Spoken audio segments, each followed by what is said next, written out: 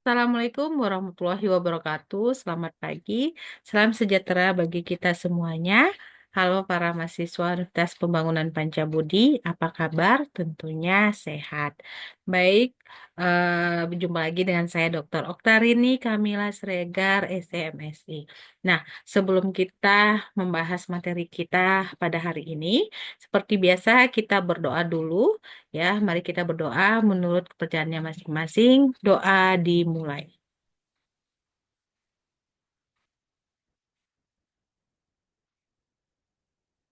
Doa selesai.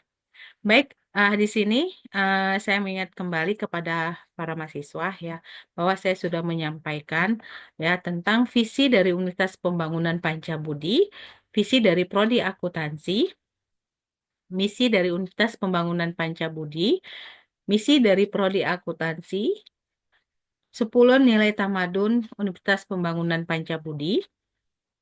Kemudian ada 7 nilai dasar yayasan dan budaya Universitas Pembangunan Pancabudi. Nah, ini sudah saya jelaskan pada video pertama ya, pertemuan pertama kita. Baik, kita akan mereview materi kita sebelumnya. Nah, di sini para mahasiswa sudah mempelajari tentang manajemen dari pendapatan daerah. Nah, artinya bagaimana sih sebenarnya mengelola pendapatan daerah supaya eh, target dari pendapatan daerah itu tercapai. Nah, berarti di sini eh, kita ya mahasiswa ya bahwa pemerintah daerah itu ya harus pandai mengelola baik dari komponen dari pendapatan daerah yaitu adalah pajak daerah, retribusi daerah, nah kemudian pendapatan lain yang sah. Nah, gitu. Nah, kemudian selanjutnya di sini para mahasiswa uh, menghitung estimasi pendapatan pemerintah ya dalam manajemen keuangan daerah. Nah, artinya Nah, mahasiswa sudah belajar tentang bagaimana ramalan berikutnya untuk pendapatan daerah itu berapa ya untuk jumlah besarnya pendapatan tahun berikutnya. Nah, kemudian potensi pendapatan daerah.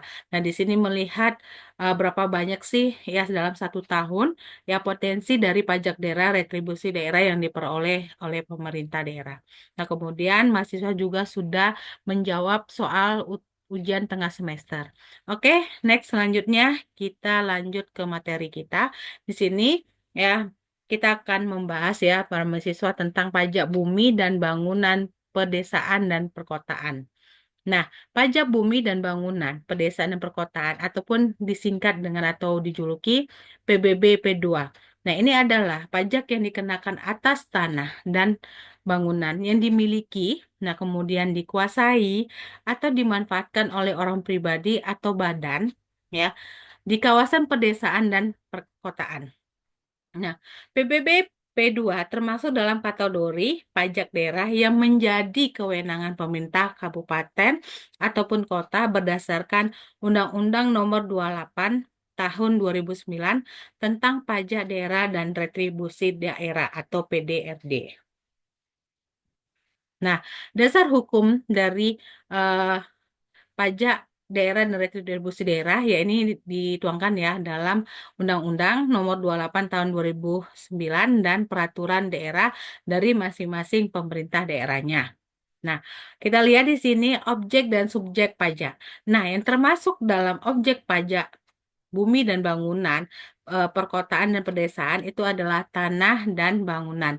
Nah, ini kita lihat berada di kawasan pedesaan dan perkotaan, mempunyai nilai ekonomis karena dapat memberikan manfaat ataupun keuntungan kepada si pemiliknya. Terkecuali jika ya tanah dan bangunan yang tidak dikenakan PBB itu adalah satu, di mana dia digunakan untuk kepentingan umum ya tanpa tujuan komersial. Contohnya fasilitas pendidikan ya, sekolah-sekolah, nah kemudian kesehatan ya, klinik ya, kemudian rumah sakit dan nah ibadah ya, masjid ya, gereja, vihara ya seperti itu. Nah, yang kedua adalah dimiliki oleh perwakilan diplomatik atau konsuler asing berdasarkan ajas timbal balik. Nah, baik selanjutnya di sini kita masuk tentang pajak eh, PBB P2. Nah, itu apa aja subjeknya? Nah, subjek pajaknya itu adalah orang pribadi atau badan hukum yang memiliki menguasai atau memanfaatkan tanah dan bangunan. Nah, kita lanjut pada tarif pajak. Nah, PBB P2 menggunakan tarif maksimal tuh 0,3% dari nilai jual objek pajak. Nah, setelah dikurangi dengan nilai jual objek pajak tidak kena pajak ataupun NJOP PTKP yang ditetapkan oleh pemerintah daerah. Nah, jadi artinya memang sebenarnya tarif maksimal ini itu secara umum seluruh Indonesia, kabupaten dan kota itu 0,3%. Nah, setiap pemerintah kabupaten dan kota sekarang ini ya, mulai tahun 2014, sudah berhak menentukan tarif eh, pajak, khususnya itu adalah PBB. Nah, jadi setiap daerah, ya baik kabupaten dan kota itu berbeda-beda ya tarif pajaknya. Nah, kita lihat contoh perhitungannya. Nah, yang pertama adalah NJOP tanah itu 300 juta. Yang kedua NJOP PTKP itu adalah 210 juta. Nah, kemudian dari pajaknya itu adalah 0,3%. Nah, di sini kita akan menghitung PBB terutang. Nah, NJOP kurang NJOP PTKP dikali tarif pajak.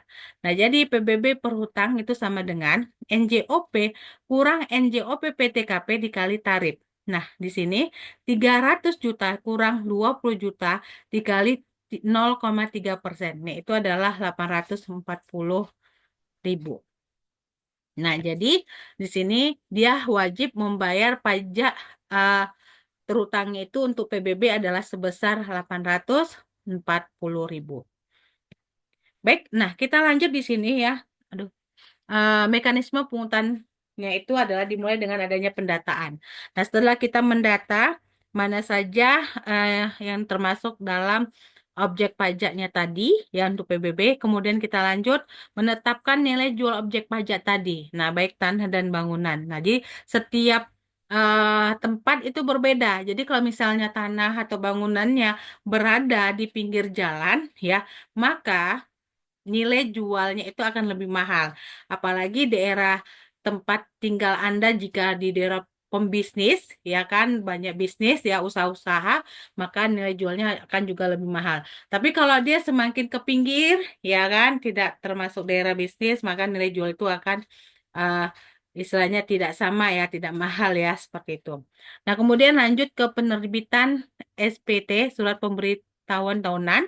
Nah, kemudian lanjut ke pembayaran. Nah, jika tidak membayarnya, maka langsung ke penagihan. Seperti itu. Oke, kita lanjut di biaya perolehan hak atas tanah dan bangunan. Nah, BPHTB adalah pajak yang dikenakan atas perolehan hak atas tanah ataupun bangunan.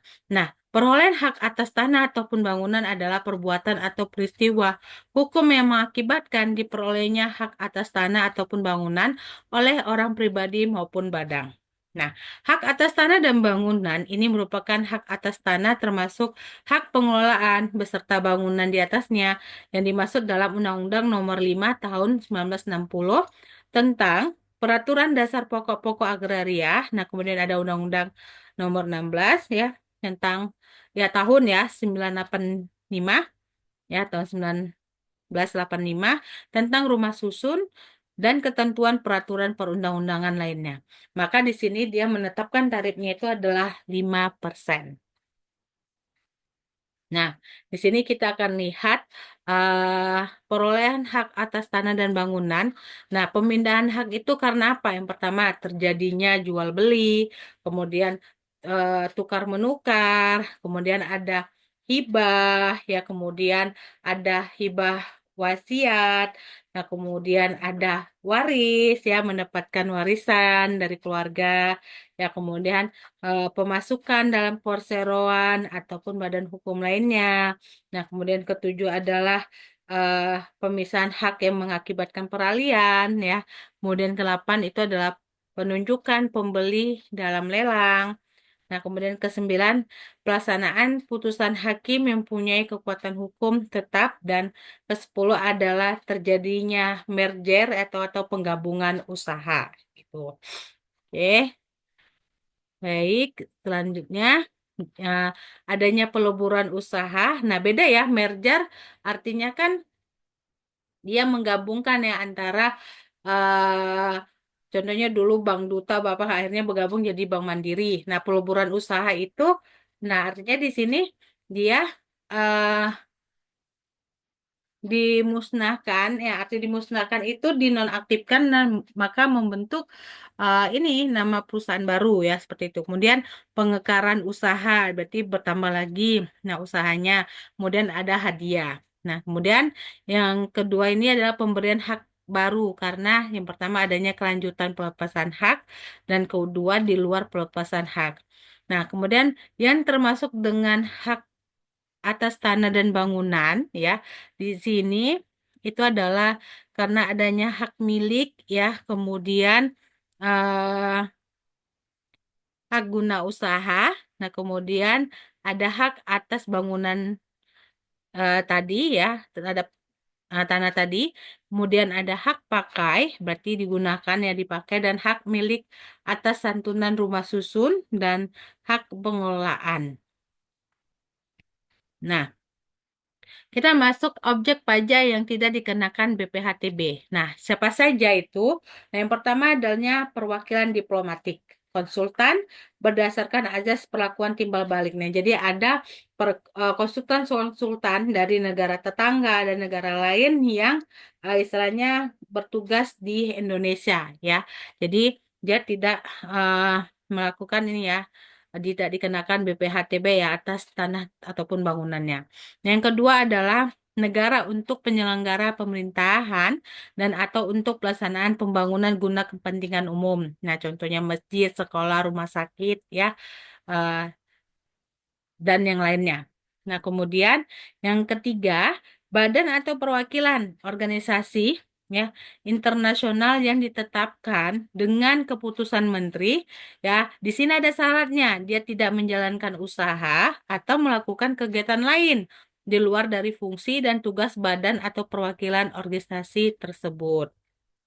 Nah, kemudian yang keempat adalah di sini orang pribadi ya atau badan karena adanya konversi hak atau karena perbuatan hukuman lain dengan tidak adanya perubahan nama. Nah, seperti itu ya.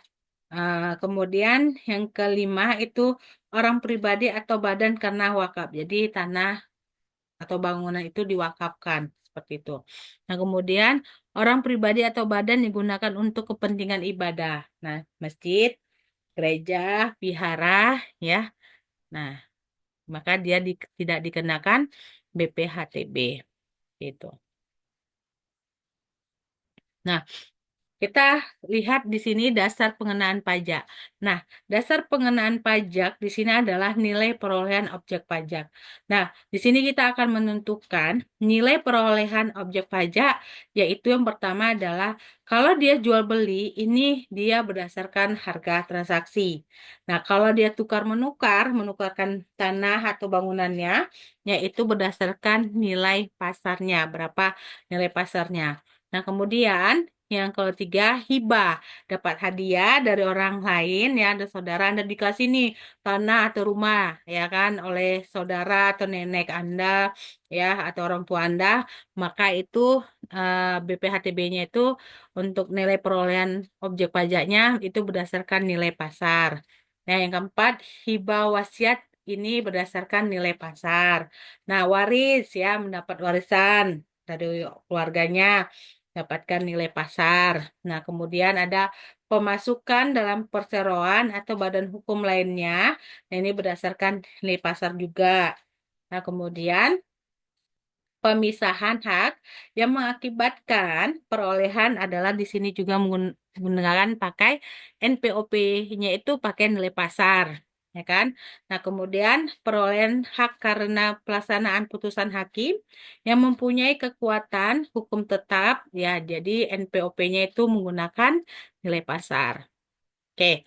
Nah, kita lanjut di sini. Di sini ada lagi ya pemberian ya hak baru atas tanah sebagai kelanjutan dari pelepasan hak ini menggunakan nilai pasar. Nah, kemudian di sini mau pemberian hak baru atas tanah di luar pelepasan hak ini menggunakan nilai pasar. Nah, kemudian ada penggabungan usaha itu tadi ya NPOP-nya berdasarkan nilai pasar. Kemudian peleburan usaha juga ya, sama dia menggunakan nilai pasar. Nah, kemudian pemekaran usaha ya, dia juga menggunakan nilai pasar.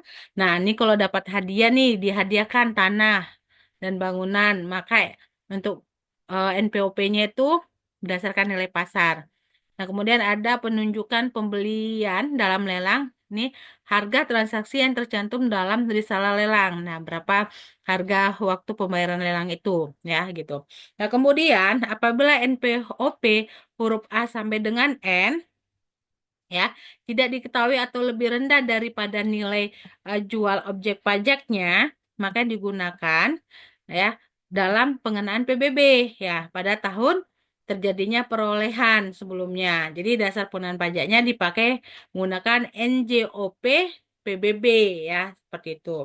Nah, apabila NJOP PBB juga belum ditetapkan, maka besarnya NJOP PBB ditetapkan oleh Menteri Keuangan ya.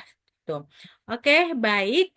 Sekian materi kita pada hari ini ya. Materi juga sudah saya kirim di portal. Oke, sukses selalu kepada mahasiswa. Ya, saya akhiri. Assalamualaikum warahmatullahi wabarakatuh.